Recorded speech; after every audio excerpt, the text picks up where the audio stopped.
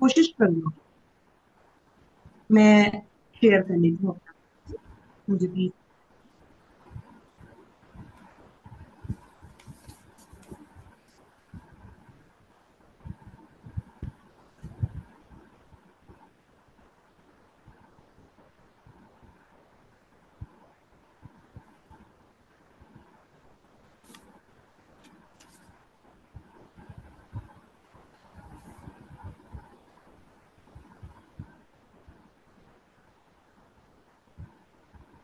क्या आप लोग सब देख पा रहे हैं?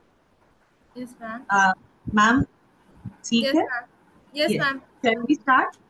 Yes, ma'am.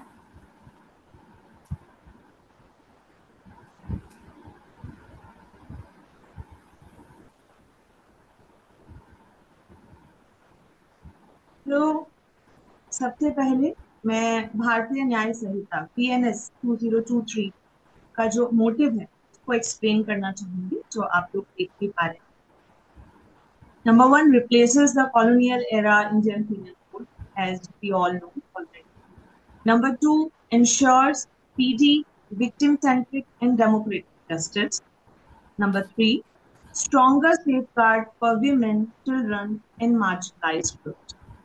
Number four, addresses cyber stalking and digital sexual harassment. Number five, harsher penalties for crimes like rape and acid attacks. Number six, promotes justice, safety, dignity, and equal rights for all. Last, streamline procedures and tech integration. ये जो मैंने आपको इसका बताया है, किन किन चीजों को बीएनएस ने कवर करने का कोशिश किया है, ये सब टॉपिक्स को मैं आगे कवर करूंगी, आपको डिटेल में एक्सप्लेन। नेक्स्ट, भारतीय नागरिक सुरक्षा संहिता 2002 replaces the code of criminal procedure, focus on people's right and access to justice, respect rights of both the victim and the accused, introduce stricter timeline for investigation and trial, provide EFIR, digital case tracking and video trials, promotes fair investigation and police review. Next slide पर जाने से पहले मैं आपको इसका एक point थोड़ा सा आपको डिस्क्राइब कर दूंगी। That is third point, respect right of both the victim and the accused. जैसे कि आप और हम, जो हमें जानकारी है, आप लोग भी समझते हैं कि विक्टिम जब अपना एक केस फाइल करता है तो उसके लिए उसकी सुनी जाती है। लेकिन जब से भारतीय न्याय संहिता आया है, इंट्रोड्यूस हुआ है, उसमें इस तरीके के रिफॉर्म्स आए हैं कि अब एक्यूज को भी रिस्पेक्ट दिया गया, उसके राइट्स को, एक्यूज के राइट्स को रिस्पेक्ट दिया गया, जिसे मैं एक्सप्लेन करूंगी। हम लोग एक सिंपल, आपको कोशिश मेरी ये रहेगी कि मैं सिंपल तरीके से प्रैक्टिकली आप लोग को बता पाऊं, जिससे कि आपका ये जो सेशन है, जो वेबिनार है, ये सिर्फ एक स्टूडियस, एक थ्योरी से रिलेटेड वेबिनार ना रहे। ये तो आप लोग कहीं पर पढ़ सकते हैं, में है और इंटरनेट पे अवेलेबल है। लेकिन अगर ये एक न्यायवाणी के द्वारा ये वेबिनार स्टार्ट किया गया है तो, और हमें जोड़ा गया है, वो इसलिए कि हम अपना एक्सपीरियंस और अपने प्रैक्टिकल नॉलेज आप सबके साथ शेयर कर सकें। जैसे मैं आपको बताती हूँ, सीआरपीसी जिसको इसने रिप्लेस किया है, उसमें एक 190 सेक्शन हुआ करता था, जिसमें जिसका टाइटल था cognizance of offences by magistrate. यानी जब एक पर्सन, लाइक ए है, ए अपना एक केस फाइल कर रहा है, तो वो जब फाइल करने जाता था तो 190 सीआरपीसी में मजिस्ट्रेट उस पर कॉग्निजेंस लेता था, जो अब 210 हो गया है, 210 बीएनएसएस हो गया है।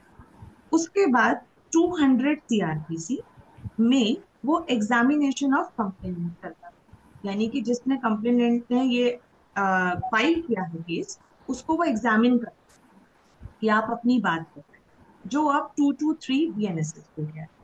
उसके बाद 202 सीआरपीसी में वो उनके एविडेंस मांगता था।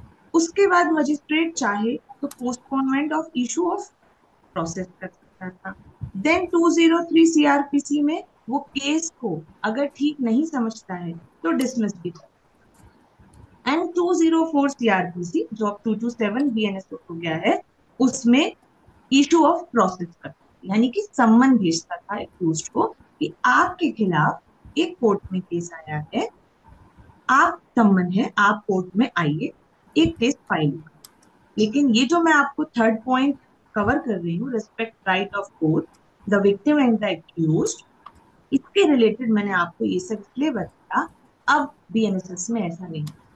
अब 190 सीआरपीसी जो 210 बीएनएसएस है, उसमें जब कोई अपना केस फाइल करता है, कोई भी कंप्लेनेंट, तो कोर्ट क्या करती है, 200 में, यानी कि जो अब 223 बीएनएसएस है, उसमें वो एक्यूज को एक नोटिस भेजती है कि आपके अगेंस्ट एक केस हुआ है, आप अपना पार्ट, अपने ऑब्जेक्शंस आकर रखिए, क्या ये केस सही है।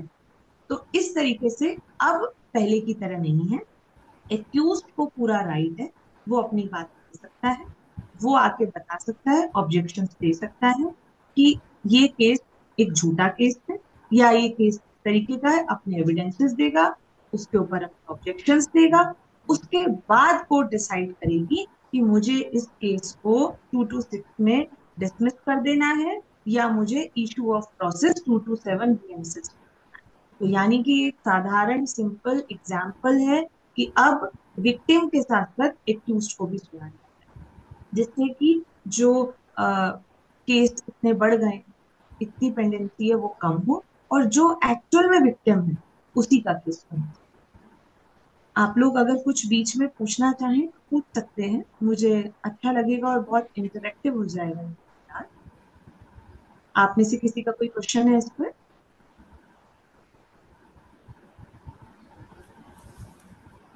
किसी पार्टिसिपेंट का, 34 पार्टिसिपेंट्स है, किसी का कोई क्वेश्चन है?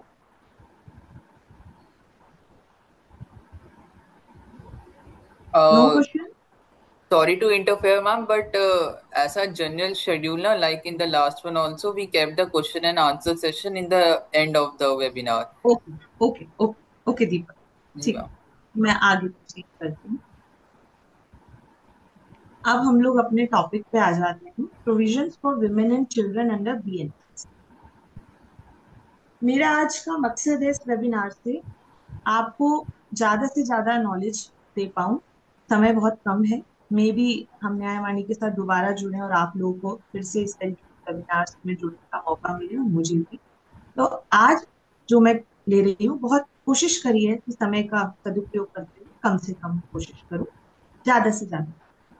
तो जो आप ये फर्स्ट सेक्शन यहाँ देख रहे हैं स्क्रीन पर, सेक्शन 63 एक्सेप्शन 2, मैं पढ़कर बता दी।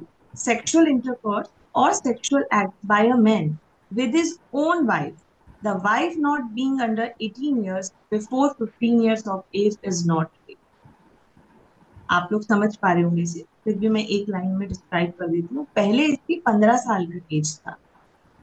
अगर कोई अपनी वाइफ के साथ सेक्सुअल इंटरकोर्स करता है तो वो रेप की श्रेणी में नहीं आएगा। पहले 15 साल का था, 15 साल का एज का, अब उसे 18 years कर दिया। तो ये एक विमेन के लिए चेंज आया है बीएनएस में। Next, section 69, sexual intercourse by misrepresentation, false promise of marriage, such sexual intercourse not amounting to the offense of rape shall be punished with imprisonment of either description for a term which may extend to 10 years and shall also be liable to fine। मैं आप सबको बता दूं, section 69 BNS के द्वारा ही इसमें लाया गया है, पहले ऐसा कोई सेक्शन नहीं था। कभी भी किसी के साथ कुछ इस तरीके के दुर्व्यवहार होता था तो लड़कियां जाकर उसे रेप में 375 376 में फाइल करा दी। इस तरीके के केसेस जो कि सही और गलत बाद में पता चलता है ट्रायल के बाद कि ये केस झूठे हैं या सच्चे हैं, बहुत ज्यादा बढ़े। उस सब को देखते हुए, और इसे हम प्लस में भी कहेंगे, जिन लड़कियों के साथ एक्चुअली में गलत हो रहा था कि उन्हें फॉल्स प्रॉमिस ऑफ मैरिज के साथ उनके साथ सेक्सुअल इंटरकोर्स किया जा रहा था, उनके लिए ये बहुत अच्छा है ये सेक्शन 69 आया बीएनएस में।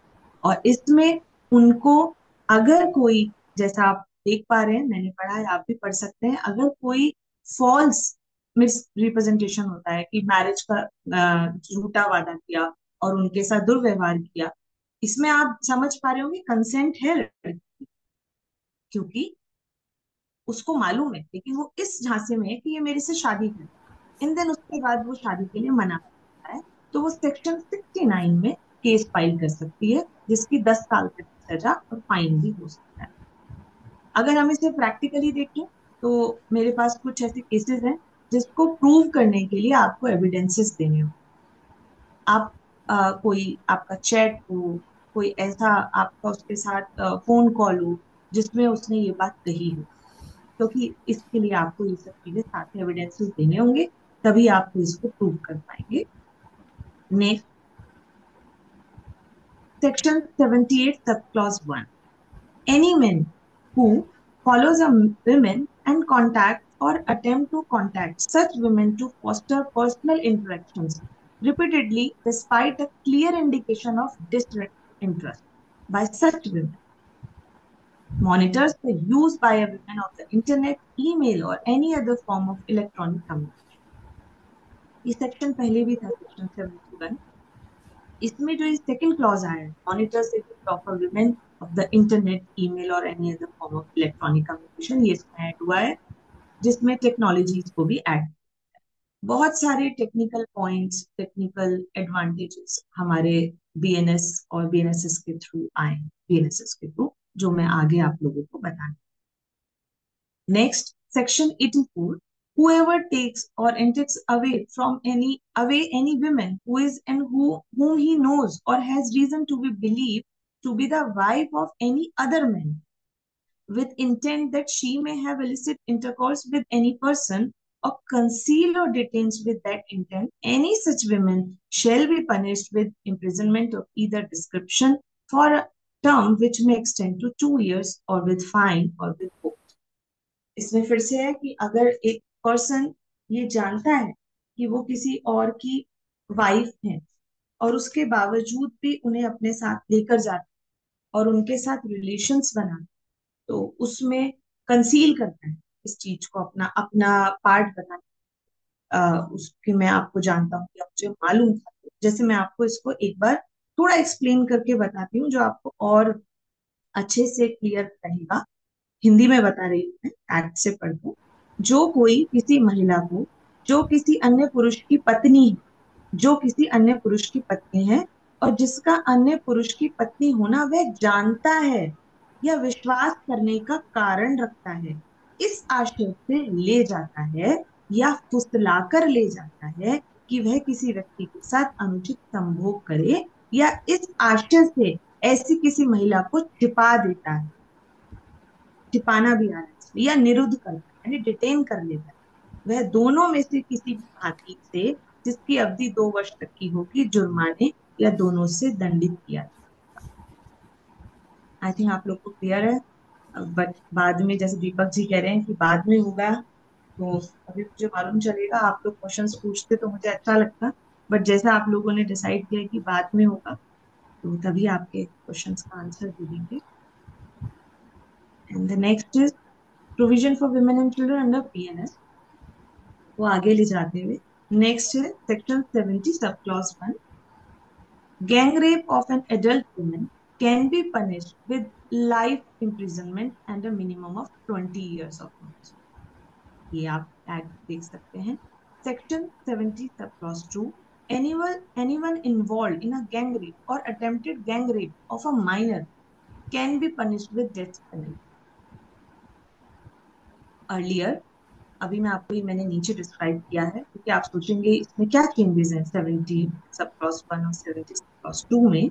अर्लियर सेक्शन 376 जो पनिशमेंट बताता था रेप की, उसमें सब क्लॉज डी और बी में आईपीसी की जो पनिशमेंट थी गैंग रेप की, वो माइनर की, वो below 12 years of age was death, and the maximum punishment for gang rape above 12 years was life imprisonment। तो इसको भी बढ़ा, इसे हम कह सकते हैं कि विमेन सेंट्रिक कानून आया है। Next, Section 98 and 90. The minimum punishment of buying and selling children below the age of 18 years for prostitution is 7 years and maximum 14. और पहले क्या थी? पहले अंडर 361 आईपीसी में जो मैक्सिमम पनिशमेंट थी वो सिर्फ 10 साल, उसे 14 कर।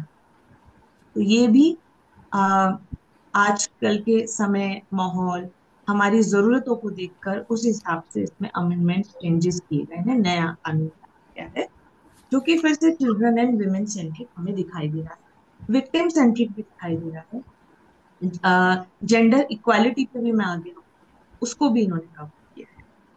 Section 137 and 138. In kidnapping cases, the age of the boy and the girl has been fixed at 18. According to this, if a person abducts children, both boys and girls below 18 years, यहाँ पे gender equality आई है, of age without the consent of their guardian, then under these sections he can be sentenced to 7 years of imprisonment and fine. And earlier, in the IPC, the age limit for this crime was 16 years for boys and 18 years for girls. आपको clear होगा पहले क्या था कि 16 साल लड़कों के लिए और 18 साल लड़की। अब बॉयज एंड गर्ल्स का दोनों का 18 इयर्स कर दिया है, जिसमें बॉयज की एज भी बढ़ा दी है और दोनों को जेंडर इक्वालिटी के हिसाब से भी बराबर। Provision for women and children under BNS. हम पहले बीएनएस को देख रहे थे, अब हम बीएनएस पे आ गए हैं जिसमें सीआरपीसी जो हमें प्रोसीजर बताता है। Section 176, subclause 1. In order to provide more protection to the victim and enforce transparency in investigation related to an offense of rape, the statement of the victim shall be recorded through audio-video means by police. यहाँ मैं आपको clear कर दूं क्योंकि हम practically ये court में देख रहे हैं कि पहले क्या था कि जब विक्टिम जिसका रेप हुआ है उसके जो स्टेटमेंट्स हैं उसको बुलाया जाता था कि आप थाने आओ, चौकी आओ, आपके स्टेटमेंट्स लिए जाए। अब जो है ट्रांसपेरेंसी भी रहे और प्रोटेक्शन भी मिले विक्टिम को, उसका जो ऑडियो वीडियो से भी उसका पुलिस बयान, उसके स्टेटमेंट ले सकते, लेकिन उसमें उसको रिकॉर्डिंग मजिस्ट्रेट के सामने प्रेजेंट किया। Next, section 179, subclause 1. Exemption from attending the police station is given to women, male person below 15 years, person above 60 years, earlier was 65, mentally or physically disabled person and a person with acute illness. ये आपके general provisions को कहीं ना कहीं add कर रहे हैं। आप अपने, चाहे आप किसी भी शहर से हो, मैं नहीं जानती आप लोग कहाँ कहाँ से हैं, कहाँ से जुड़े हैं, देहरादून से हैं या बाहर से हैं, मैं तो देहरादून रहती हूँ, जहां पर भी कानून बना तो इस तरीके के जो प्रोविजंस होते हैं ये आम जिंदगी में एक आम पर्सन के काम आते हैं। जो आप अगर लीगल लॉ के स्टूडेंट हैं आपको तो ये पता ही होने चाहिए, जिससे कि आप अपने नेबर, अपने रिलेटिव, अपने फ्रेंड की हेल्प कर सकते। यानी अब मैं इस छोटे से सेक्शन से आपको एक एग्जांपल देती हूँ। अगर पुलिस स्टेशन में किसी वुमेन को बुलाया है तो आप ये बात जाकर कह सकते हैं कि वुमेन, मेल पर्सन जो 15 साल से छोटे हैं या जो 65 ईयर्स के हैं, 60 ईयर्स के, सॉरी, उन लोगों को एग्जेम्पशन, या मेंटली और फिजिकली डिसेबल, आप उन पे प्रेशर नहीं डाल सकते कि आपको स्टेटमेंट देने पुलिस स्टेशन ही आना है। आप ये कह सकते हैं आप हमारे घर पर आइए, आप कोई भी एक जगह बता सकते हैं, चाहे वो कोई एक फूड कोर्ट हो, कुछ हो, आप बाहर भी बुला सकते हैं। आप ये, आपको नॉलेज होगी, आप एक लॉ स्टूडेंट की तरह अपनी बात पुलिस के सामने रख सकते हैं। जागरूकता बढ़ाने के लिए आप लोगों में मैंने ये सब सेक्शंस इसमें ऐड किए और आप ये पढ़ सकते हैं। अगर हम बात करें फिर से कि चिल्ड्रन के लिए काम किया गया है इसमें कि 15 साल का बच्चा उस 15 साल से छोटा है, तो विमेन के लिए काम किया गया है बीएनएसएस में, और बुजुर्गों के लिए जो पहले 65 ईयर्स था अब 60। तो ये भी हम देख सकते हैं कि बीएनएस में क्या क्या नया ऐड हुआ है क्या क्या हमारे आज की जरूरतें समाज को देखते हुए इसमें ऐड किया। नेक्स्ट है section 183 sub clause 6A। For certain offenses against women, statement of the victim are to be recorded as far as practicable by a women magistrate and in her absence a male magistrate in the presence of। यहाँ मैं आपको बताना चाहती हूँ कि जब कभी भी कोई वुमेन के स्टेटमेंट्स, कुछ स्पेशल केसेस जैसे रेप वगैरह, इन सब में जब वुमेन के स्टेटमेंट्स रिकॉर्ड किए जाते हैं तो मैं आपको सीआरपीसी 161, अब बीएनएस में क्या हो गया है,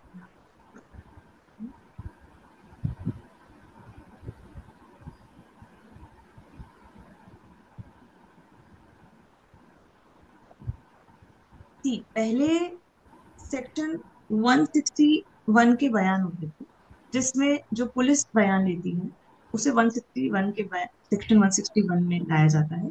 उसके बाद 164 होता है। 164 में मजिस्ट्रेट के सामने स्टेटमेंट हुआ करते थे विक्टिम के, जो कि बहुत प्राइवेटली होते हैं, जिसमें मजिस्ट्रेट जो है वो फीमेल होनी चाहिए जो फीमेल का बयान लिख रही है। ये सेक्शन हमें ये डिपिक्ट कर रहा है। और अगर उस समय पर महिला मजिस्ट्रेट नहीं है तो एक महिला, अगर मेल मजिस्ट्रेट है तो एक महिला की प्रेजेंस में ही वो उसके बयान लिखे, और ये बयान मजिस्ट्रेट अपने चेम्बर में लेता है जो कि प्राइवेटली। और ये जो बयान होते हैं, ये इन बयानों की मान्यता होती है। ये पूरे केस में ड्यूरिंग ट्रायल इनको मान्यता है। लेकिन मैं आपको एक बात बता दूं, बहुत सारे लोग ये सोचते हैं कि जो हमने पुलिस के सामने बयान दिए हैं वहां पर ऐसा कह दिया, अब क्या होगा, क्या यही बयान होने चाहिए।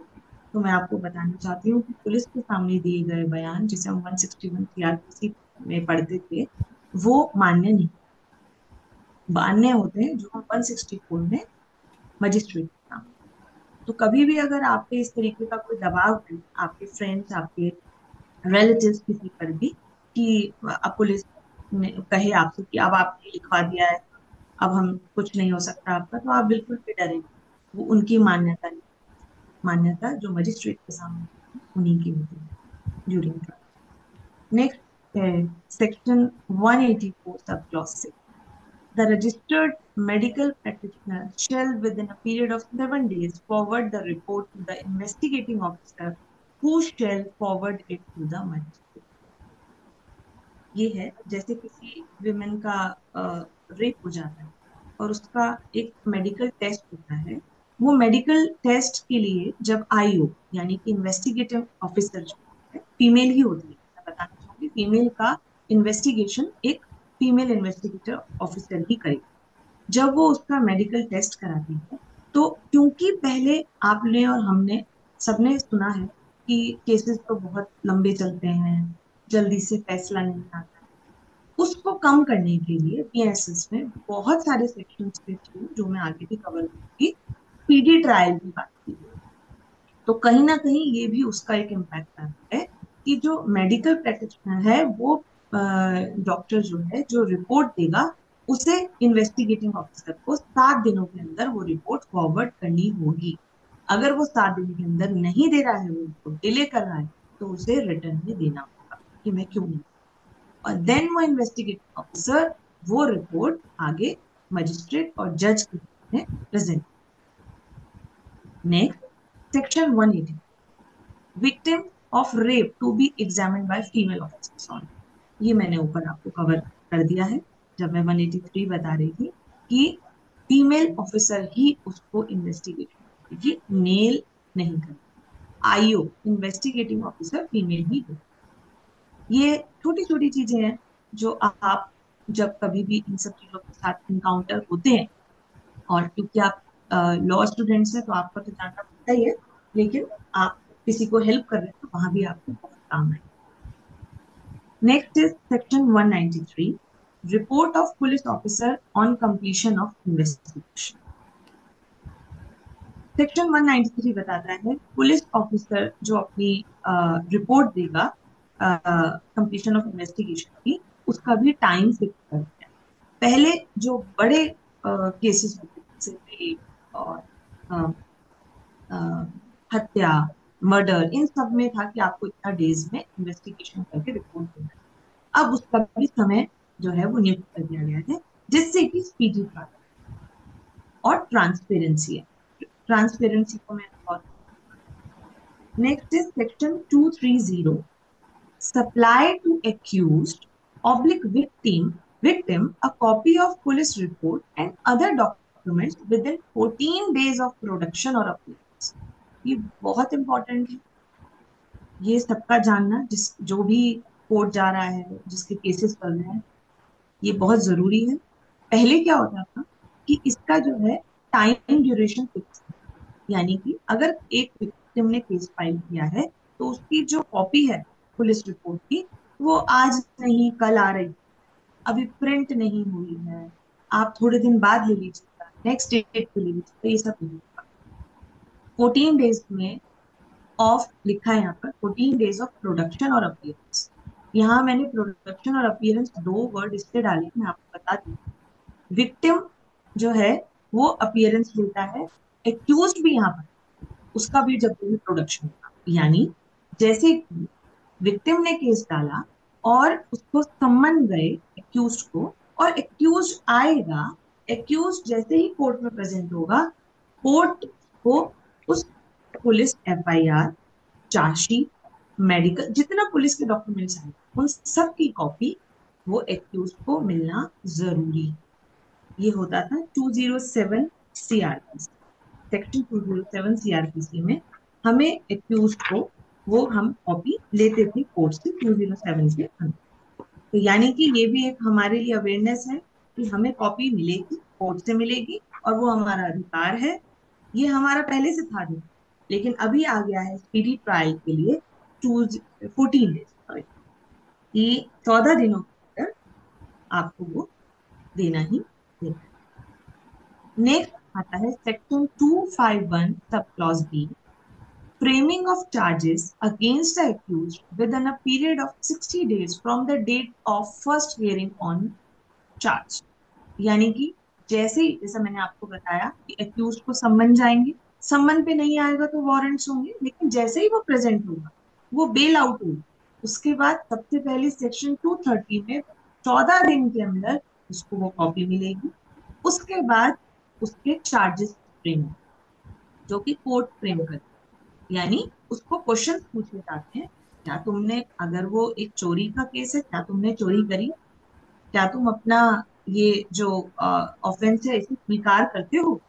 तो उस वक्त एक्यूज बताता है कि मुझे स्वीकार है या नहीं है, या मैं केस ट्रायल करूँ।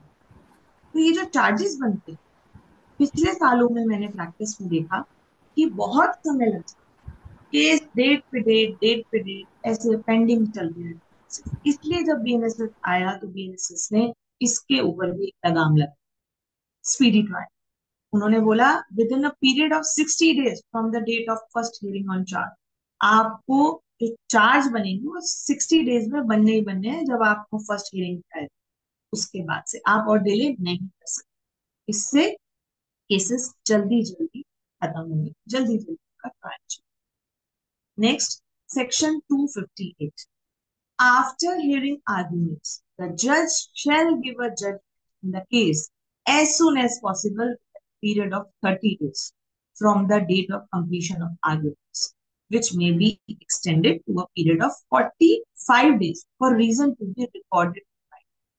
अभी तक हम बात कर रहे थे कि पुलिस रिफॉर्म्स पे काम होता है, विक्टिम और एक्यूज्ड के लिए काम होता है, उनके राइट्स के लिए काम, चिल्ड्रन के लिए काम, विमेन के लिए काम, स्पीडी ट्रायल के लिए काम। तो आप देख सकते हैं यहाँ पे उन्होंने सिस्टम को भी इम्प्रूव, ये जजेस के ऊपर भी एक ड्यूटी आ गई है कि आपने जिस डेट को लास्ट केस के आर्गुमेंट सुन लिए उसके बाद आप बहुत ज्यादा डिले कर सकते हो, आपको जो जजमेंट है वो देना पड़ेगा।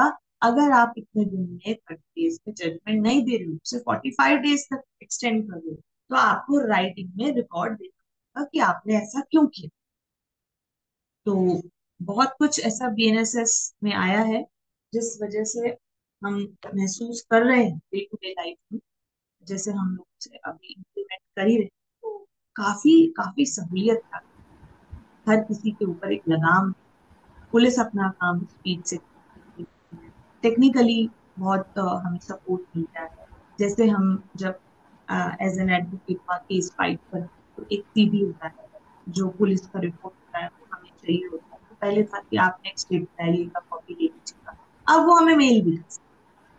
तो ये हम लोगों के लिए इस तरीके की छोटी छोटी चीजों से केसेस बहुत फास्ट चलने लग रहे हैं, ट्रायल बहुत फास्ट हो रहा है, जो कि बहुत अच्छी बात है। नेक्स्ट है section 415। When an appeal has been filed against a sentence passed under certain cases, the appeal shall be disposed of within a period of 6 months from the date of filing of such. Really मैं section को बहुत ही favourable मानती हूँ, क्योंकि मैं भी जब कुछ अपील्स फाइल करती हूँ और केसेस में देखती हूँ, तो मोस्टली अपील्स बहुत समय तक पेंडिंग है। एग्जेम्पशंस आती हैं, जॉनमेंट्स आती हैं, आज नहीं है, कल नहीं है, लेकिन ये जो 6 मंथ्स का टाइम है, इससे बहुत स्पीडी होता है। तो ये भी बहुत अच्छा है, एक बीएनएसएस ने यूज किया। Next section 190, the victim has right to be informed about the progress of investigation within 90 days. इसे आप समझिएगा। मैं एक विक्टिम हूँ, मैंने एक जाके एफआईआर के लिए एक एप्लीकेशन दी पुलिस थाने में, जिसे हम लोग दे रहे हैं। पुलिस ने उस पर एफआईआर लॉन्च कर दी। एफआईआर लॉन्च करने के बाद अब उस पर जो वो इन्वेस्टिगेशन कर, तो मैं अगर विक्टिम हूँ तो मैं पूछ सकती हूँ कि मुझे बताओ इस पे इन्वेस्टिगेशन क्या चल रहा है, मुझे अपडेट दो। तो विद इन 90 डेज पुलिस को ये अपडेट देना हो।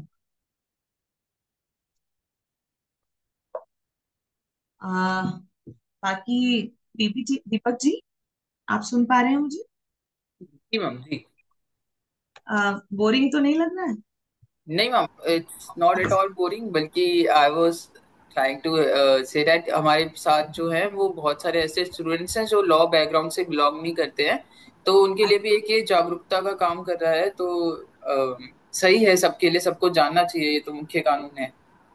हम्म, बिल्कुल। और जैसे मैं देख रही हूँ 15 मिनट बचे हैं। मैंने पीपीटी में तो यही इंक्लूड किया था, लेकिन मेरे पास कुछ रिटर्न है जनरल प्रोविजन, जो मैं 5 मिनट में कवर कर लेती हूँ, जी क्योंकि मैम। मेरा मन है कि ज्यादा से ज्यादा मैं आप लोगों तक अवेयरनेस ला सकूं। और उसके बाद हम लोग क्रॉस क्वेश्चन कर लेंगे, जो भी बच्चे कुछ पूछना चाहें। जी ठीक रहेगा? कंटिन्यू करो। जी मैम, श्योर। ओके।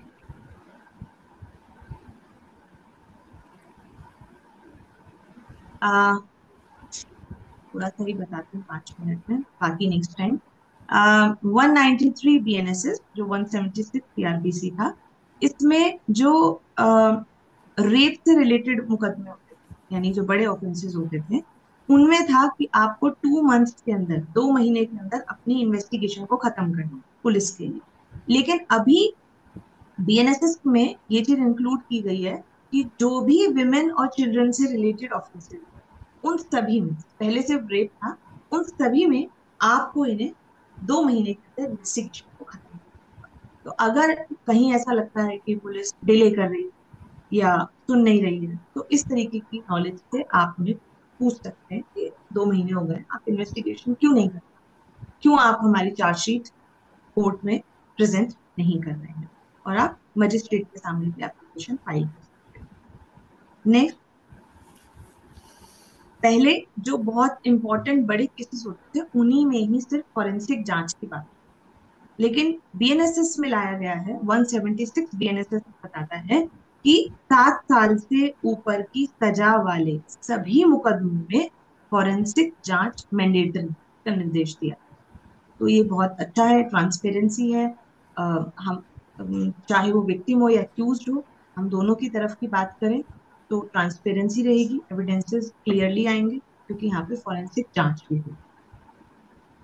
एक और बात जो कि मैं बहुत ज्यादा कॉमन सुनती हूँ, मे भी आप लोग में से काफी लोगों को पता होगा, कि जब कभी भी कोई ऑफेंस होता है तो आपने सुना होगा cognizable offence, non cognizable offence.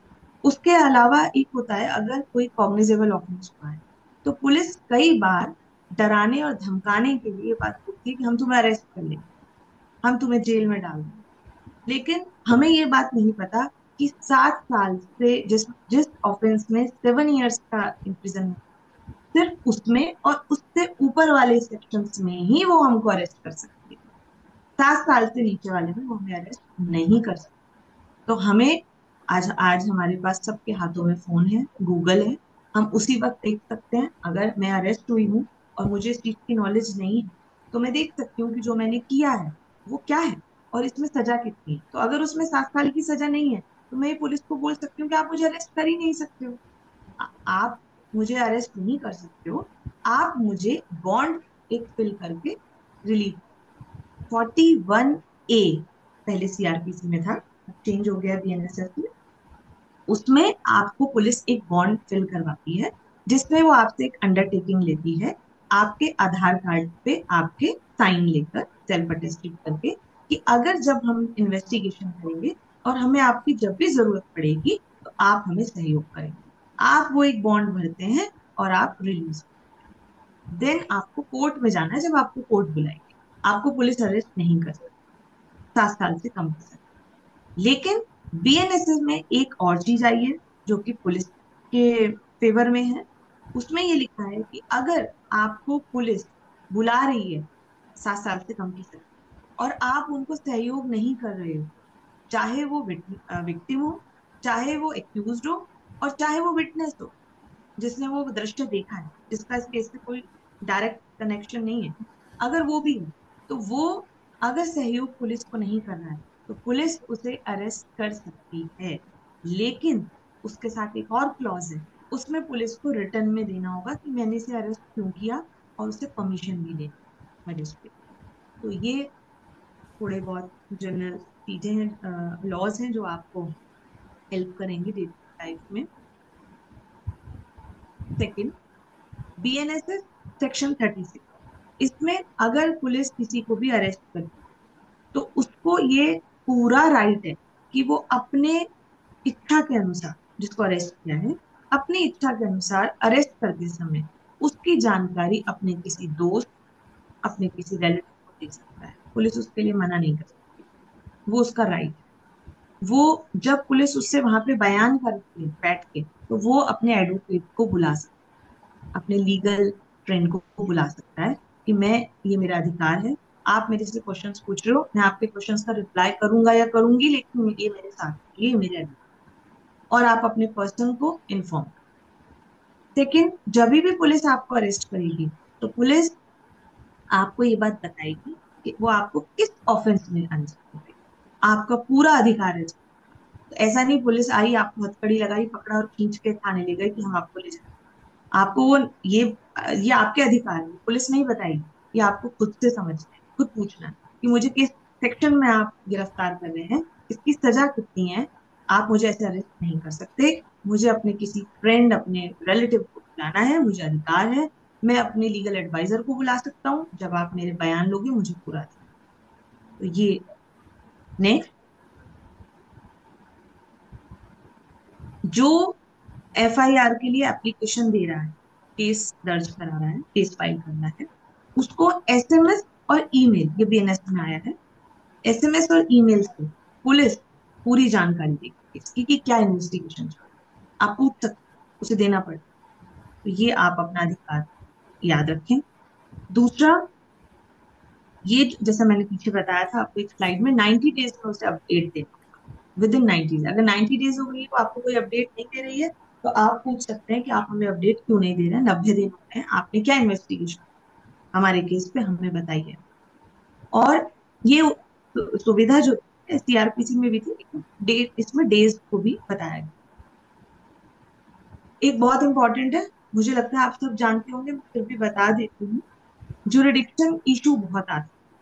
जैसे आप लोगों ने कॉमनली सुना होगा कि मैं सपोज ट्रैवल कर रही हूँ दिल्ली से देहरादून, और वहां पर मैं कोई एक एफआईआर लॉन्च कराना चाहती हूँ, चोरी हो जाती है या कुछ मेरे साथ कुछ भी केस हो जाता है तो मैं रास्ते में ट्रैवल कर रही हूँ और वो मेरे साथ चोरी हुई थी दिल्ली, और मैं थोड़ा सा कार से आगे आ गई हूँ। दिल्ली के बाद अब दूसरा सिटी आ गया है और मैं वहां पे रुकती हूँ, और रुक के मैं अगर वहां पुलिस को बोलती हूँ कि मेरा ये रिपोर्ट लिखो, तो पुलिस कहती है नहीं, ये जुरिडिक्शन नहीं है, हम नहीं लिख सकते। आपके आधार कार्ड पे लिखा है कि आप देहरादून, आप जाइए देहरादून। आपकी जो ये चोरी हुई थी ये दिल्ली में हुई थी, तो आप दिल्ली में लिखिए। ये मेरे जुरिडिक्शन में, मेरे क्षेत्राधिकार में नहीं आता है। ऐसा बहुत कुछ हमने सुना है, लेकिन अब ऐसा नहीं। सेक्शन 173 बीएनएस जुरिडिक्शन इशू जा चुका है। आप वहां पर उनको ये लिखवाएंगे, अपनी एफआईआर उन्हें लिखनी पड़ेगी। विद इन 3 डेज कंप्लेनेंट के साइन के साथ उन्हें वो एफआईआर लॉन्च करनी पड़ेगी, और ये पुलिस का काम है कि वो वहां पर आपके एफआईआर को लिखे, आपके एप्लीकेशन को ले, आप एप्लीकेशन यानी तहरीर को ले, और आपके कंसर्न जुरिडिक्शन वाले थाने में उसे भिजवाए। ये आपका रोल नहीं रहा है, ये ड्यूटी पुलिस की है। तो ये एक हमारे लिए बहुत अच्छा है कि जो केसेस जो है वो लिखे नहीं जाते थे, पुलिस डिले कर देती थी इस तरीके से कि हमारा ये सब तो आप दे सकते हैं। एक ई एफ आई आर है। अगर आपको एफ आई आर करनी है और आप नहीं जा पा रहे हो, तो आप घर बैठ के ऑनलाइन, हर पुलिस ने पुलिस का एक स्टेट पोर्टल आ गया है जहाँ पे आप अपनी एफआईआर दे सकते हैं। यानी आप एफआईआर वो लॉन्च करेगा, आप अपनी एप्लीकेशन तहरीर के दे सकते हैं और उसे उस पर रिप्लाई। नेक्स्ट मैं आपको बताना चाहती हूँ कि अगर आप अपने नियर चौकी थाना जहाँ पे रहते हैं, वहां आप अगर कोई एक एप्लीकेशन लेके जाते हैं और बोलते हैं मेरी एफआईआर लिख दो, और पुलिस नहीं मान रही है, तो आप एसएसपी के पास जा सकते हैं। एसएसपी के पास जाकर ये बात कर सकते हैं कि मैं चौकी में गया, मेरी एप्लीकेशन नहीं ली गई, मैं थाने गया, मेरी एप्लीकेशन नहीं ली गई, अब मैं एसएसपी आपके पास आया हूँ। देन एसएसपी उस चौकी और थाने को निर्देश देगा कि इनके उस पे एप्लीकेशन पे आपने इन्वेस्टिगेशन क्यों नहीं की। लेकिन अगर आपका वो एसएसपी के थ्रू भी दिन बीत चुके हैं, 3 डेज 4 डेज कुछ नहीं हो रहा है, आप बिल्कुल भी ना घबराना, आप मजिस्ट्रेट के पास आ सकते हो। जो पहले 156 सब क्लॉज 3 था सीआरपीसी का, वो अब बीएनएसएस का 175 सब क्लॉज 3 हो गया है, जिसमें आप मजिस्ट्रेट को अपनी बात कहोगे। हाँ, लेकिन इसके लिए आपको थ्रू प्रोसेस चलना होगा, तभी मजिस्ट्रेट आपका एप्लीकेशन को लेगा। थ्रू प्रोसेस मतलब आपको नीचे से चलना होगा। पहले आप चौकी गए, आप वहां का दिखाइए, मैंने एप्लीकेशन भेजी, फिर आप थाने गए, फिर आप एसएसपी पे गए, यानी आप प्रोसेस को फॉलो करते गए, आपने प्रोसेस को ब्रेक नहीं किया है बीच में। तो मजिस्ट्रेट आपकी बात को सुनेगा और कंसर्न चौकी और थाने में आपकी वो एप्लीकेशन को सेंड करेगा और बोलेगा इस पे इन्वेस्टिगेशन करो, मुझे रिपोर्ट दो और रीजन दो कि आपने इसका एप्लीकेशन के थ्रू एफआईआर फाइल क्यों नहीं किया, लॉन्च क्यों नहीं। तो आपके पास बहुत अधिकार है। अगर आपका कोई नीचे वाला नहीं सुन रहा है, तो हमारे पास बहुत सारे ऐसे कानूनी हथियार हैं जिनसे हम ऊपर तक जा सकते हैं। और समय बहुत चला गया दीपक जी, क्या मैं यहीं पर रुक जाऊं? Yes, ma'am. I guess ठीक है। we must follow up the question and answer session now. हाँ हाँ, ये बिल्कुल बहुत बिल्कुल, सारे थैंक पार्टिसिपेंट्स बहुत सारे डाउट्स के साथ तैयार हो गया, आई गेस। यू। तो अच्छा, अनिमा, आप प्रोसीड कीजिए। Thank you so much, ma'am, for such an enriching and enlightening session. Your thank you. expertise and practical outlook have surely broadened our understanding of the BNS and BNSS reforms. So, now, with your prior permission, I would just like to open the floor for the Q&A session with the guest. We request the attendees to kindly drop their questions in the chat box or raise their hands.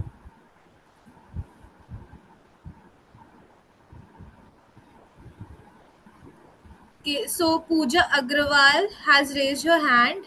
Pooja, please open your video and turn on, just unmute yourself and ask the question. Good morning, ma'am. Good morning. I am Pooja Agrawal. My question to you is what practical changes do you foresee in implementing the new safeguards for women and children under BNSS and BNS in rural and under resourced areas? Rural and areas, ये जो implementation हुई हैं, जो provisions आए हैं पूजा, ये सभी सभी के लिए, चाहे वो रूरल एरिया की लेडीज हो, विमेन, चिल्ड्रन हो और विमेन हो, या सभी के लिए हो। तो ऐसा नहीं है कि स्पेशली उनके लिए कुछ ऐसा अलग आया है, सभी लेडीज के लिए।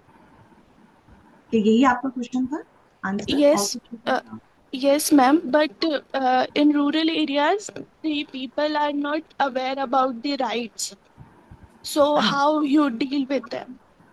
ओके, मैं आपको इसमें भी एक बात बताना चाहती हूँ। कोर्ट्स के पास डीएलएसए होते हैं, district legal service authority officers, जो कि गवर्नमेंट के थ्रू अपॉइंट किए जाते हैं। जैसे डिस्ट्रिक्ट कोर्ट में डीएलएसए होगा, हाई कोर्ट में खालसा होगा स्टेट, और दिल्ली नेशनल में नालसा। तो ये जो अथॉरिटीज होती हैं, इनकी पूरी एक टीम होती है जो इसी पर काम करती है, जो इस तरीके के अवेयरनेस कैंप्स लगाती है। इवन जो लेडीज केस लड़ना चाहती हैं, उसमें कैटेगरी है, मेल्स के लिए एग्जेम्पशन है कि जिनका अर्निंग 10,000 से ज्यादा ना हो ईयरली। ऑल फीमेल्स, उनके अर्निंग को नहीं देखा जाता है, सबके लिए फ्री ऑफ कॉस्ट उनके पास पैनल्ड लॉयर्स भी होते हैं। तो वो इस तरीके के अवेयरनेस कैंप बहुत अच्छे से चलाते रहते हैं। आप कहाँ से बिलोंग करती हैं पूजा? I am from Rajasthan, ma'am. Rajasthan. तो राजस्थान में जो डीएलएसए ऑफिस है, आप फेसबुक पे देखिएगा, आपको मिल जाएगा। तो आप अगर उसे फॉलो करेंगी तो आप देखेंगे कि वो डेली इस तरीके के कैंप चलाते रहते हैं, रूरल एरियाज में जाते हैं, वहां लेडीज को अवेयर करते हैं कि आपके ये अधिकार हैं, ये राइट्स हैं, आपको हमसे कोई हेल्प चाहिए, लीगल हेल्प, तो हम फ्री ऑफ कॉस्ट देंगे। इस तरीके से हमारी गवर्नमेंट, हमारा लीगल सिस्टम काम कर रहा है, कोशिश पूरी कर रहा है। ये मैंने खुद प्रैक्टिकली देखा है अपने coach. Okay, thank you, Anyone? ma'am.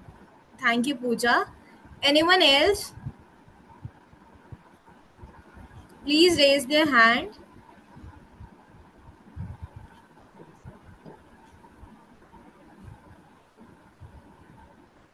Shivani has raised their hand. Shivani, please unmute yourself and ask. Good morning ma'am. Hello ma'am, आवाज आ रही है आपको? आवाज आ रही है, लेकिन आपकी पिक्चर नहीं दिखाई दे रही है, शिवानी। सॉरी सॉरी मैम, अब क्लियर हो गया? हाँ, एक्चुअली मैम मैं पॉलिटिकल साइंस से बैकग्राउंड से हूँ, लो स्टूडेंट तो नहीं, लेकिन मैं ये जानना चाहती हूँ जैसे कि कोई फीमेल है, रेप उसके विक्टिम है, लेकिन उस दौरान अगर उसके हाथ से मर्डर हो जाता है तो वो जो केस है वो मर्डर के उसमें आएगा, उस पे केस होगा कि उसने अपने सेल्फ डिफेंस में के वो करा है? नहीं, इसमें जो है सेल्फ डिफेंस को भी माना जाएगा, हेलो। और उससे उसकी सजा बहुत कम हो जाती है, क्योंकि सेल्फ डिफेंस में उसने मर्डर किया है। और लेकिन यस मैम। जब जब हम लोग ऐसे बात करते हैं तो हमें बड़ा इजी लगता है, लेकिन उनको एविडेंस के थ्रू वहां पर प्रैक्टिकली प्रेजेंट करना बहुत बहुत मुश्किल होता है। बट हाँ, ये सेल्फ डिफेंस में आएगा। तो मैम उसको एविडेंस हम उसमें क्या प्रूफ करेंगे अब, क्योंकि फिर मतलब एविडेंस में जैसे आप बता सकते हैं कि क्या फिर हम उसमें वो कर सकते हैं, सपोज अगर एविडेंस केस में, होता है। हाँ हाँ, जी जी हाँ। जी, एविडेंस में बहुत सारी, देखिए अभी हम एक एक लाइन में बात कर रहे हैं, बट हमें, हमारे पास कोई स्टोरी नहीं है कि हाँ कुछ एक ऐसा हम्म। केस था। स्टोरी अगर आप मुझे कोई केस हम्म। अगर डिस्कस करती तो मैं और अच्छे से डिस्क्राइब करती, बट फिर भी शिवानी, मैं कोशिश करती हूँ आपके हम्म। क्वेश्चन का आंसर देने के लिए। इसमें ये है कि डिफेंस में अगर वहां पे कैमरा है, वो रिकॉर्ड हुआ है, या सपोज एग्जाम्पल लीजिए, सपोज मेरे ऊपर कोई अटैक कर रहा है और मैंने उसके ऊपर डिफेंस में अटैक किया, तो वो जो हमारा मेडिकल होगा दोनों का, वो मेडिकल पर्सन जो है एक्सपर्ट, वो एकदम बता देगा कि ये इस तरीके से इसको चोट लगी, देन इसको लगी, तो इसमें एक मेडिकल का रोल आएगा, उसको हम जांच में ले सकते हैं। दूसरा, वहां पर जो हमने हथियार का यूज किया है या आसपास की जो कंडीशंस है उनको देखा जा सकता है। एंड लास्ट इज क्रॉस, जब एक एडवोकेट क्रॉस करता है और वो जिस तरीके के क्वेश्चंस पूछता है वो बहुत इंपॉर्टेंट है, उससे वो वहां पर एक भूमिका तैयार कर देता है, वो प्रूव कर देता है अपने क्रॉस के थ्रू क्वेश्चन आंसर से कि ये सेल्फ डिफेंस हुआ। Yes, ma'am. Thank you, Shivani. Ma'am, we have a question in the chat box. Ramanshu have asked, ma'am, are there any rape protection laws which are gender neutral under BNS and BNSS? बिल्कुल है। Rape के लिए तो gender equality पे हम बात कर ही चुके हैं, जिसमें आप उनसे कहिए एक बार मुझसे क्वेश्चन पूछें, क्या पूछना चाहते हैं exactly. Ramanshu, please raise your hand. Please unmute yourself and turn on your video.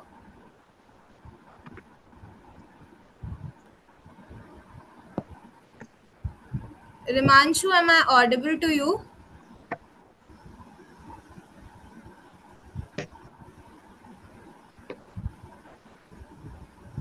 Ma'am, if you allow to, on behalf of Himanshu, I can follow up his Ma'am, am I audible now? Yeah, Yes, Himanshu, please पूछिए।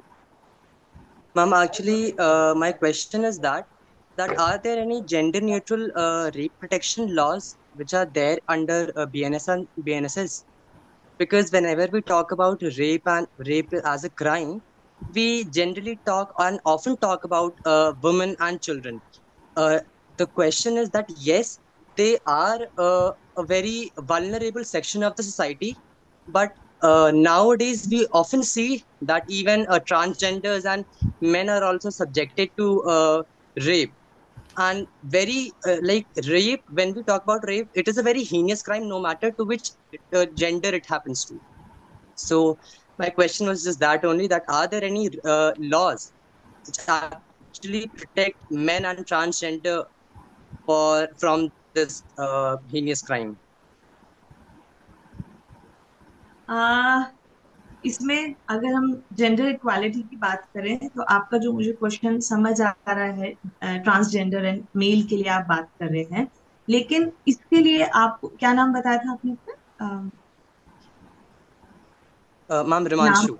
रिमांशु। इसके लिए आपको यहाँ पर describe करना थोड़ा मुश्किल होगा। आप एक बार रेप का जो डेफिनेशन है पूरा, उसको आप पढ़िए, उसमें बहुत सारे पॉइंट्स हैं सेक्शन में। जब आप उसे पढ़ेंगे, और दीपक जी प्लीज इनको मेरा नंबर दीजिएगा। दीपक जी, आप सुन पा रहे हैं? sure, ma'am. हाँ हाँ, इनको मेरा नंबर दीजिएगा और हम लोग उसे डिटेल में डिस्कस करने वाले हैं, क्योंकि वो पूरा एक पेज का है, इतने सारे उसमें अलग अलग सेक्शंस और इंक्लूड किया गया है। तो जो आपका क्वेश्चन है उसका आंसर उसी में छुपा हुआ है, तो हम लोग इसे फोन पे डिस्कस करेंगे। Okay. Thank you so much, ma'am. Okay, आप प्लीज मुझसे बात कर सकते हैं। आप Okay, दीपक जी से thank you. नंबर लीजिए। Thank you so much, ma'am. Ma'am, there's a follow-up question from my side, if you may. लेकिन दीपक जी रिक्वेस्ट है थोड़ा सा जल्दी बिल्कुल करिएगा। Ma'am, yes ma'am. मैम, जैसे आईपीसी में हमने सुना था, जैसे सेक्शन 377 था जो अननेचुरल ऑफेंसेस को डील करता था, पर बीएनएस में वो हटा दिया गया। जी बीएनएस में हटा दिया। तो इफ वही क्वेश्चन है हिमांशु वाला, अगर किसी ट्रांस के साथ या अलग जेंडर के साथ ऐसा होता है, तो फिर हम उसे किस कैटेगरी में फॉलो करेंगे? क्योंकि वो सेक्शन 63 to 69 जो रेप का है वो सिर्फ वुमेन सेंट्रिक है। मैं आपकी बात समझ रही हूँ। मैं तभी उनसे बात करना चाह रही थी कि मैं उन्हें और डिटेल में पूरा बताऊं, तो मैं इसका भी जिक्र करने वाली थी 377 का, जो हटा दिया गया इसमें, जो कि मेल्स के लिए और ट्रांसजेंडर के लिए एक अच्छा मैसेज नहीं जा रहा है। इसके लिए मैं भी इस चीज को समझती हूँ कि क्यों ये हटाया गया है, नहीं होना चाहिए। तो इस पर हम डिटेल में ही बात कर पाएंगे, क्योंकि बहुत सारे प्रोविजंस हैं। तो आप भी उस कॉल में आ जाइएगा साथ में दीपक जी, जब हम बात करेंगे। ठीक है। Tanu has raised her hand. Tanu, please unmute yourself. Good afternoon, ma'am. Good afternoon, Tanu. My question is that are these laws, BNS and BNSS, are like sufficient to deal with the emerging forms of cyber crimes? Because the other crimes are have been from very long, but these cyber crimes are something that are like emerging every new day. There is a new form of cyber crime every second day. So, is there any provision under BNS and BNSS which like deals with cyber crimes as well? नहीं, आपका question बहुत अच्छा है, good question. इसके लिए अलग से act है, IT एक्ट, उसमें कवर Is होता it है वो information? Yes, Information yes Technology yes Act. So yes वो if गवर्न करता है. if any complaint is supposed to be filed for any cyber crime, it will be with the help of IT Act and not BNS and BNSS. Yes IT act के साथ चलेगा, लेकिन अगर उसमें कुछ इस तरीके का हुआ है, जैसे साथ में एग्जाम्पल मैं देना चाहूंगी आपको एक केस से. सपोज आपके साथ कोई फ्रॉड हुआ है पेमेंट को लेकर, तो आप उसे IT एक्ट में एप्लीकेशन देंगे. उसके लिए Yes, ma'am. अलग से पुलिस थाना है, पुलिस चौकी है, वहां आप जाएंगे, वहां एप्लीकेशन देंगे. उसके बाद वो उसमें इन्वेस्टिगेशन करेंगे. अगर उन्हें ये लगता है कि आपके साथ 420 भी हुआ है IPC, तो वो IPC इसके साथ इंक्लूड होगा sir. Okay, okay. Thank you, ma'am. हाँ Thank you. मतलब भी दीपक जी, क्या हम अभी कर सकते हैं over? Yes, ma'am. I guess there are no questions. Excuse me, ma'am. I'm so sorry.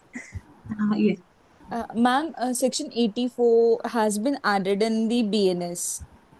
Hmm So, ma'am, even though adultery had been decriminalized under the Joseph Shine case. So, yes ma'am, I do not find the relevance of Section 84 being 84. added. Yes, ma'am. Whereas Section 377 could have been produced in the BNS by some other method, but they've introduced Section 84, which I feel shouldn't have been introduced. Like, what are your opinions about it? हाँ, अगर आप इसे ध्यान से पढ़ें तो आप देखेंगे कि जो हमारा एडल्ट्री था, जो कि हट चुका है अब, उसमें एडल्ट्री में दोनों पर्सन का कंसेंट हुआ था. मतलब अगर एक मैरिड वाइफ, एक मैरिड लेडी और एक अदर मैरिड मैन उसके साथ जाती है, तो दोनों में. यहाँ अगर आप इसे पढ़ेंगे, इसलिए मैंने इसको अपने PPT के अलावा हिंदी में भी पूरा पढ़कर एक बार बताया था. मैं एक लाइन बता देती हूँ, शायद मेरा आंसर उससे मिल जाए आपको. कि अन्य पुरुष की पत्नी है, ये तो हम एडल्ट्री में भी देख रहे हैं. जिसका अन्य पुरुष की पत्नी होना वह जानता है या विश्वास करने का कारण रखता है, लेकिन वो उसे फुसलाता है और उसके साथ अनुचित संभोग करे, या उसे छिपाता या निरुद्ध. तो आप इससे समझ रहे हैं कि इसमें विमेन का कंसेंट नहीं है, वहां कंसेंट था एडल्ट्री में. Ma'am, तो यहाँ पर जी जी बताइए. but a similar provision is also there under rape, no? Like if a woman, मतलब नहीं, rape के एक्चुअली एक्चुअली मैं आपको बताती हूँ कि जो मैं इनका एक मंशा समझ पा रही हूँ लेजिस्लेचर्स की. रेप को ना, जो रेप के केसेस हैं आप सिर्फ अभी बुक में पढ़ रहे हो. हम जब उसे यहाँ पे प्रैक्टिकली देखते हैं, तो सभी चीजों को रेप की डेफिनेशन में लाके केस दर्ज कर दिया जाता है. लेकिन जब हम उसका ट्रायल होता है और मजिस्ट्रेट या जजेस उसका ट्रायल करते हैं, तो लास्ट में हमें पता चलता है कि वो रेप तो था ही नहीं. वहां तभी तो पता चलता है कि उसकी कंसेंट थी. इसलिए उन्होंने वो एक नया सेक्शन ला दिया 69, कि अगर कंसेंट है और वो उसके साथ मिस रिप्रेजेंटेशन कर रहा है, तो वो रेप नहीं होगा, लेकिन उसमें सजा होगी. ऐसे ही उन्होंने एक ये सेक्शन डाला है जो आप बता रहे हैं 84. इसमें भी रेप नहीं है ना, उसके साथ उसको रेप इन द सेंस कि वो लेडी को छुपा रहा है. तो रेप में निरुद्ध करना, छुपाना, ये सब, उसे फुसलाकर लेकर जाना. तो ये थोड़ा सा उनका जो कॉन्सेप्ट है वो डिफरेंट है. जब आप इसे प्रैक्टिकली इससे रिलेटेड केसेस देखेंगी, तब आपको ज्यादा अच्छे से समझ आएगा. जब हम एक्ट से पढ़ते हैं या थ्योरी या देखते हैं, तो हमें उतना हमें ये चीजें क्लियर नहीं होगा. But ma'am, the Section 84 uses the word itself, the illegal sexual relations. So, हाँ, लेकिन उसमें उसको धोखे से किया गया है ना उसके साथ. okay, ma'am. मतलब किसी लेडी को जो कि किसी और की वाइफ है, उसे धोखे से ले जाया और उसको फुसला कर ले जाया. वो नहीं जानती थी ऐसा, और वो किसी की वाइफ है ऑलरेडी. यहाँ आप इस लाइन पे आप थोड़ा सा एम्फसाइज. तो Okay, उन्होंने ma'am. अलग अलग कैटेगरीज बना दी. उसका रीजन ये है क्योंकि जिन लोगों ने ये लॉस बनाए हैं, उन्होंने जो प्रैक्टिकली केसेस को फाइट करते हैं, उनकी कमेटी बनाई है. पूछा है कि क्या आप लोग को वहां पे ऑब्स्टिकल्स आती है, प्रॉब्लम्स आती हैं. तो मेनली जो प्रॉब्लम आ रही थी, जो केसेस बढ़ रहे थे, वो रेप के ही बढ़ रहे थे.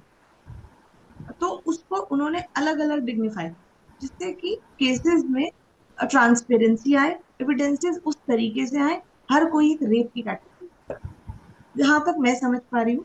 बाकी जानना, नॉलेज गेन करना, ये तो एंडलेस है। शायद मैं भी लाइफ के अंतिम छोर तक सीखती ही रहूंगी, जैसे आप सीख रहे हो, मैं भी सीख ही रही हूँ। Thank you, ma'am. Thank you so much. Um, Thank you, guys. I'm very sorry we are short of time. So if anyone has any question, because I Last know question. it's Request. very, yeah, it's very interesting to know about like criminal law and all. So we can connect with Nyayavani team, and you can all share your doubts, and I'm sure ma'am will answer them. Pakka. Yeah. So now I would like to call upon, I would like to just hand over the virtual mic to Deepak for a vote of thanks. So over to you, Deepak. Thank you so much, Anima, and thank you so much ma'am for coming ma'am. बहुत बहुत आभार प्रकट करना चाहूंगा मैं समस्त न्यायवाणी की team की ओर से कि आपने अपना व्यस्त समय निकाला हम लोगों के लिए। और it was truly an interactive session ma'am, it was great knowledgeable session, we came to know about many things जो हम शायद अपनी बेयर एक्ट्स में पढ़ के उतना नहीं समझ पाते, जितना आपके प्रैक्टिकल एक्सपीरियंस और केस के आपने डिस्कशन करके हमें समझाया। क्योंकि ग्राउंड रियलिटी आपको ज्यादा पता है, आप प्रैक्टिस कर रहे हैं, और एक किताबों में पढ़ना अलग है। यही हमारे न्यायवाणी का मोटिव है कि लॉ को सिर्फ किताबों में नहीं, हम ग्राउंड रियलिटी से कनेक्ट करके और एक लेमैन भाषा में सबके लिए एसेसिबल बनाएंगे। तो मैम इसी के साथ एक बार फिर से मैं आपका आभार प्रकट करना चाहूंगा, और thank you so much to all the audience and all interactive questions were awesome. And जिसको भी जो भी डाउट्स रह गए हैं, क्वेश्चंस रह गए हैं, आप न्यायवाणी की टीम के किसी भी सदस्य को आप टेक्स्ट कर सकते हैं, you can DM them, and हम मैम से कनेक्ट करके आपको आंसर करने की पूरा प्रयास करेंगे। इसी के साथ हम आगे के प्रक्रिया के लिए दीपक, जी मैम। एक लाइन बोलना चाहूंगी मैं आपके पार्टिसिपेंट्स के लिए, बोलना चाहूंगी। बहुत अच्छे उन्होंने क्वेश्चंस पूछे, और मुझे लग रहा है कि आपने एक बहुत अच्छी टीम रेडी की है। और आप सभी पार्टिसिपेंट्स को all the best for your future. And अगर कोई भी क्वेश्चन है तो प्लीज दीपक के साथ कनेक्ट करके आप मेरे साथ जुड़ सकते thank you so much ma'am, हैं। That's okay, bye bye, thank you. Anima, you may proceed. Yeah. So on the behalf of entire Nyayavani team, we extend a heartful thanks to ma'am, and for her great and a valuable time. And let's continue to empower ourselves and others through dialogues and awareness. Stay connected with Nyayavani Foundation for more such interesting and enriching sessions. Thank you and have a wonderful day ahead. Thank you, guys. Okay, Anima, before we conclude this meeting, let me add something. And guys, as you can see that many of you are from different places and all over the world. आपकी language अलग हो सकती है, you must not be comfortable in Hindi. But again, यही हमारा motive है कि आप English, ये हमारे लिए compulsion है, but we have to change this. आपकी जो रीजनल लैंग्वेज है, आप उसमें आके जो भी आपकी वीडियो सबमिशन है या इवन आप ब्लॉग्स सबमिट करते हैं, जो भी इंटर्न्स हैं हमारे, तो आप अपनी रीजनल लैंग्वेज में करिए, तो वो ज्यादा लोगों तक पहुंचेंगे, ज्यादा ऑडियंस को कवर करेंगे और वो हेल्प करेंगे। जैसे किसी का एक क्वेश्चन था रूरल एरियाज का, तो इसलिए ही हमारी ऑर्गेनाइजेशन है, जो डीपीएसपी में भी कॉन्स्टिट्यूशन के मेंशन है कि एनजीओ वर्कआउट करेंगी लीगल एड प्रोवाइड करने के लिए। और ये हमारी न्यायवाणी फाउंडेशन का एक मुख्य ऑब्जेक्टिव भी है कि हम फ्री लीगल एड कैंप्स लगाते हैं। हमने देहरादून में कैंप्स लगाए भी हैं ट्रांसजेंडर राइट्स के ऊपर, और हम आगे भी प्लान आउट कर रहे हैं प्रोजेक्ट्स में, तो आशा है आप सब हमारे साथ देंगे। तो इसमें यही है कि लैंग्वेज एक बैरियर नहीं बनना चाहिए कि हम इंग्लिश में, बहुत सारे लोग ऐसे हैं जो इंग्लिश में अच्छे से कनेक्ट नहीं कर पाते। Not only I am speaking about the Hindi language, you can come up on screen in any of your regional language to have connections with more people. We have folks from Africa, we have folks from Europe also, and we have folks from all over India. So they might not be well comfortable in Hindi, but they might also not be comfortable in English also. So you have to come up with your regional language, explain about your topics in your regional language. So that's all from my side, and it was a great learning experience and learning session with you all. Thank you. Thank you, Deepak. And now you all can, if you want to, so please you can leave, and we'll be here soon, like next week, and we'll also have a very interactive session. So Or yeah. if Anima, if anyone wants to share the feedback, they can come on screen and Yeah, unmute themselves. yeah, it will be helpful for us and it will be helpful for you also, taki we'll get to know what we are lacking of, and we'll try our best to uh, bring the things we are lacking. So yeah, if anyone has the feedback, please feel free to share with us.